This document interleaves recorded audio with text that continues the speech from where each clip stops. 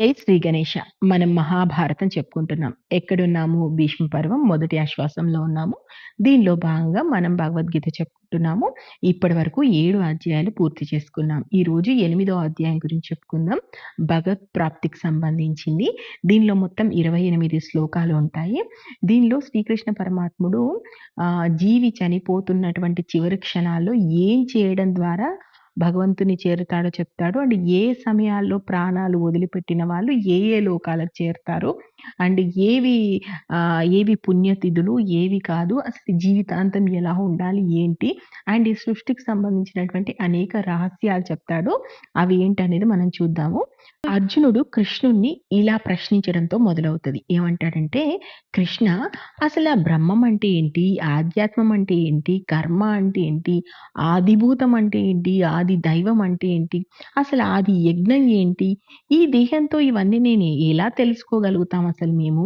And ఆత్మ నిగ్రహం కలవాళ్ళు మరణ సమయంలోనైనా నిన్ను చేరుకుంటారంటున్నావు. అసలు నాకేమీ అర్థం కావట్లేదు కృష్ణ. దయచేసి వివరంగా చెప్పు అంటాడు. అప్పుడు శ్రీకృష్ణుడు ఇలా చెప్తాడు. ఏదైతే నాశనం లేనిదుందో అదే బ్రహ్మం. దానికి మూల స్వభావం ఆధ్యాత్మం. అలాగే జీవుల సృష్టి స్థితులు కారణం చేసేటువంటి ఏదైతే ఈ సృష్టి వ్యాపారం ఉందో ఇదే కర్మ. నాశనం అయ్యేదేదేందో అదే ఆదిభూతం. ఈ పురుషుడే ఆది దైవతం. మనం పురుషుడు అంటే సమస్తాన్ని తీసుకోవాలి. స్త్రీ, పురుషులు, జీవులు అదంతా లేదు. మొత్తాన్ని పురుష శబ్దంతో చూస్తారనమాట. అదే నేనే ఆది యజ్ఞాన్ని అంటాడనమాట. ఎవరైతే మరణ సమయంలో నన్ను స్మరిస్తూ శరీరాన్ని వదులుతాడో అతడు ఖచ్చితంగా నన్నే చేరుకుంటాడు. అంటే మరణ కాలంలో దేన్నైతే స్మరిస్తామో దాన్నే ఆ జీవి పొందుతాడు. దీనిలో ఎలాంటి ఆశ్చర్యకరమైనటువంటి విషయం లేదు. కాబట్టి అర్జున, నువ్వు నన్ను స్మరిస్తూ ఉండు. నన్నే స్మరిస్తూ ఈ యుద్ధం చెయ్యి. యుద్ధం చేయడానికి సిద్ధపడు. ఇక నీ మనస్సు, బుద్ధి నా మీదే పెట్టుకుంటే నన్నే చేరుకోగలుగుతావు. తిరుగు అనేది ఉండదు. మనస్సును మరో దిక్కు పోనీయకు. అభ్యాస యోగంతో దివ్యుడుగా పరమ పురుషుణ్ణి ధ్యానిస్తూ ఉండేవాడు అతన్నే చేరుతాడు. అంటే నన్నే చేరుకుంటాడు. కాబట్టి ఈ యుద్ధానికి సిద్ధమవ్వు అని చెప్తాడు. చెప్పేసి ఇలా అంటాడు.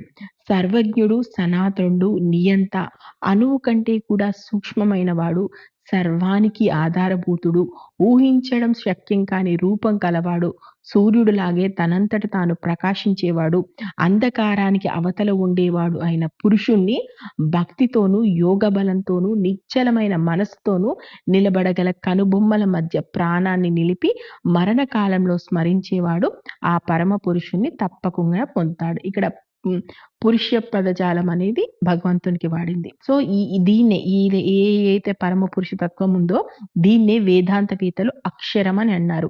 అక్షరం అంటే నాశనం లేనిదని చెప్తుంటారు. రాగం మానుకొని యోగులు దీనినే చేరుతుంటారు. దేనికోసమే బ్రహ్మచర్య వ్రతం చేస్తుంటారు. సో రకరకాలుగా ఈ అక్షరం మార్గాన్ని అంటే ఈ ఓంకార అంటే ఈ ఇంద్రియాల ద్వారా యావత్తును అరికట్టి మనసును హృదయంలో బంధించి ప్రాణాన్ని శిరస్సు కనుబొమ్మల మధ్యలో చేర్చి ఓం అనే ఏకాక్షర బ్రహ్మాన్ని జపిస్తూ నన్నే స్మరిస్తూ దేహం విడిచిన వాడు ఉత్తమ గతిని పొందుతాడు. ఏదైతే ఈ అక్షరం ఉందో ఆ అక్షర రూపమే ఓం అన్నమాట. సో ఇతరమైనటువంటి వాటి మీద మనస్సు పోనివ్వకుండా ఎప్పుడు ఉన్నంత కాలము నన్నే స్మరిస్తూ ఉండేవాడు ఖచ్చితంగా చాలా సులభంగా నన్ను చేరుకోగలుగుతాడు. పరమసిద్ధి పొందిన మహాత్ములు ఎందరో ఇప్పటికే నన్ను చేరారు. అలా చేరినటువంటి మహాత్ములు ఎవరైతే ఉన్నారో వారికి ఇంకా పునర్జన్మ అనేది ఉండదు. సో భూలోకం నుంచి బ్రహ్మలోకాని వరకు ఏ లోకానికి వెళ్ళినా కూడా మళ్ళీ తిరిగి రావాల్సిందే. కానీ నన్ను చేరిన వాడు మాత్రం మళ్ళీ జన్మ ఎత్తాల్సినటువంటి అవసరం లేదు. ఇక పగలు రాత్రి లెక్కలు చెప్తాను వినండి. అంటే 1000 దేవయుగాలు అయితే బ్రహ్మదేవునికి ఒక పగలు అవుతుంది. అలాగే మరో 1000 యుగాలైతే బ్రహ్మకు ఒక రాత్రి అవుతుంది. సో బ్రహ్మ పగలైనప్పుడు ఆయన ఈ యావత్ జీవుల్ని సృష్టిస్తూ ఉంటాడు. రాత్రి అయిపోయినప్పుడు మళ్ళీ అందులోకే లయమైపోతూ ఉంటారు. సో ఈ పుట్టుక, మరణం, జననం, మరణం అనేది ఇలా జరుగుతూనే ఉంటుంది. అతడికి పగలవగానే తిరిగి పుడుతూ ఉంటారు. రాత్రవగానే తిరిగి అవ్యక్తం అవుతుంటారనమాట.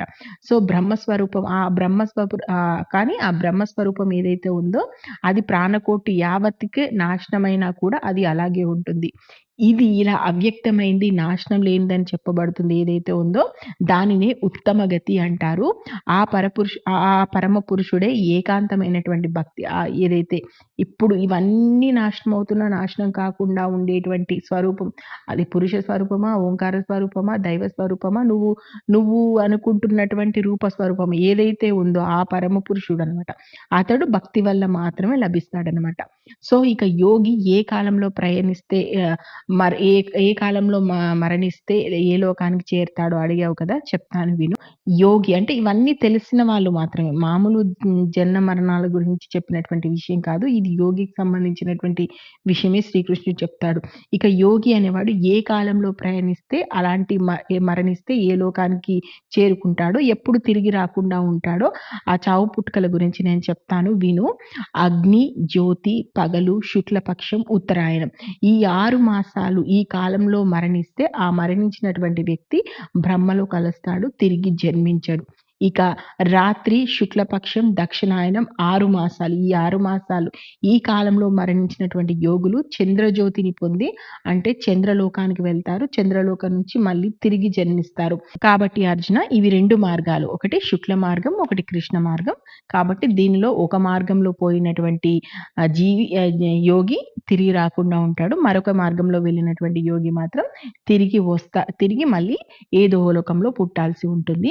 ఇది తెలుసుకున్న యోగి ఎప్పుడు కూడా మోహంలో పడడు. అందుచేత అర్జున నువ్వు ఒక యోగివి కావాల్సినటువంటి సమయం వచ్చింది. తెలుసుకున్నటువంటి వ్యక్తి వేదాల్లోను, యజ్ఞాల్లోను, తపస్సుల్లోను, దానాల్లోను చేసిన పుణ్యఫలం యావత్తును కూడా అతిక్రమిస్తాడు. అంతటికంటే ఉత్తమమైనటువంటి ఉత్తమ స్నానాన్ని పొందుతాడు. కాబట్టి నువ్వు ఒక యోగిగా మారి యుద్ధానికి సిద్ధము అని చెప్తాడనమాట. సో, ఇలా శ్రీకృష్ణుడు చెప్పడంతో 8వ అధ్యాయం పూర్తయింది. మరి 9వ అధ్యాయంలో ఏముంది? కృష్ణార్జునుల మధ్య ఏం జరిగింది అనేది మనం నెక్స్ట్ ఎపిసోడ్‌లో చూద్దాం. నేను మహాభారతం ఉన్నది ఉన్నట్టుగా చెప్తున్నాను. మీకు నచ్చితే ఆశీర్వదించండి. ఇప్పటివరకు మహాభారతంలో ఏం జరిగిందో తెలుసుకోవాలనుకుంటే మన ఛానెల్‌కెళ్ళండి. మహాభారతం ప్లేలిస్ట్ ఉంది చూడండి. Thank you. జై హింద్.